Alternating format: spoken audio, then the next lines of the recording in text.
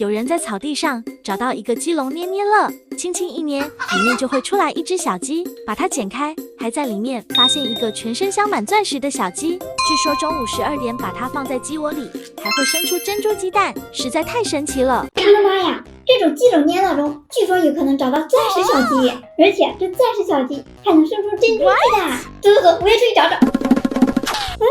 前面草地上还有东西，去看看。哇，这里好多耶！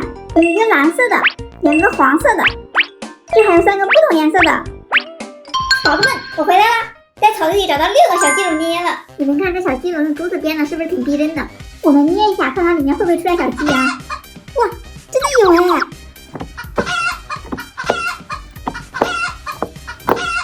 给你俩找找里面有没有钻石小鸡。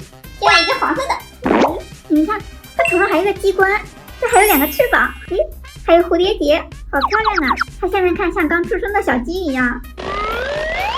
哇，长大了，圆嘟嘟的。才发现它后面还有个小尾巴，太有意思了。打开看里面有什么，直接从下面捡。看看啊，有没有看到东西？抱一下，空的，什么都没有。这第一个运气也太差了吧！那这次换个蓝色的看看，这个拿在手里就想捏，它和黄色的长得一样哎。哇，直接长成一个圆了。那这次从它脖子这儿捡，来看它里面有没有东西啊？这里有东西，看不出来。哇，是一个小鸡宝宝哎，看着好可爱呀！接着找，希望这次不要再是空的了啊！还从脖子这儿捡，来看一下啊。有个东西，看看是什么啊？这是一只大白鹅吗？